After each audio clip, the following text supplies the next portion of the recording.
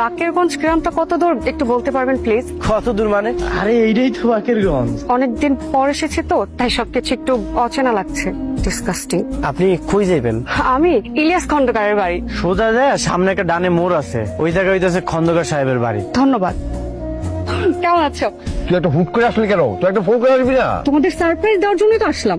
তোর ফ্লাইট কখন পৌঁছেছে? সকাল 7টায়। সকাল 7টায়? তোর আসতে এতক্ষণ লাগলো? অনেকগুলো বছর পর তো নিজের দেশে ফিরলাম, রাস্তা না ঠিক মতো চিনতে পারছিলাম না, এই দিক ওই দিক চক্কর খেতে খেতেই সময় সব পার হয়ে গেল।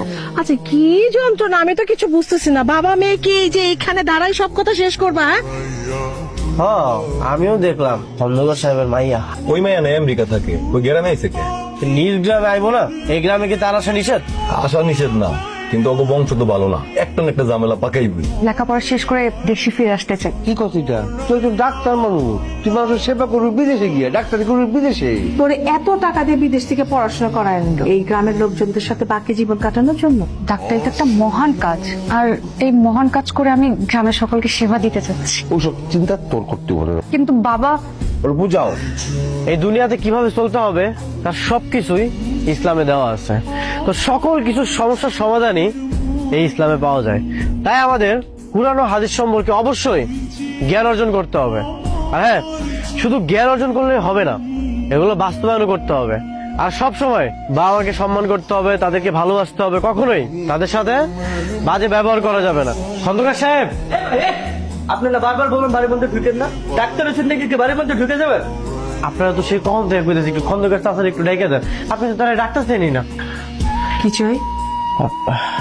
আমি তো আপনাকে চিনতে পেরেছি, আপনার সাথে তো আমার রাস্তায় দেখা হয়েছিল, তাই না? ঠিক ধরছেন, আপনার সাথে আমার রাস্তায় দেখা হয়েছিল। চাচি, আমি একটা খামে আছি এই জায়গায়, খন্দকার সাহেব একটু ডেকে দেন না। আমি বুঝতে পেরেছি। হ্যাঁ, নিশ্চয়ই কোনো মাদ্রাসা বা এতিমখানার জন্য টাকা চাইতে আসছো। তুমি দাঁড়াও, আমি টাকা এনে দিচ্ছি। আপনি ভুল বুঝতেছেন। ও আচ্ছা, বুঝতে পেরেছি। তাহলে গরিব মানুষদের জন্য কিছু পুরান কাপড় চোপড় নিতে এসেছেন, তাই তো? আপনি দাঁড়ান, আমি এখন এনে দিচ্ছি।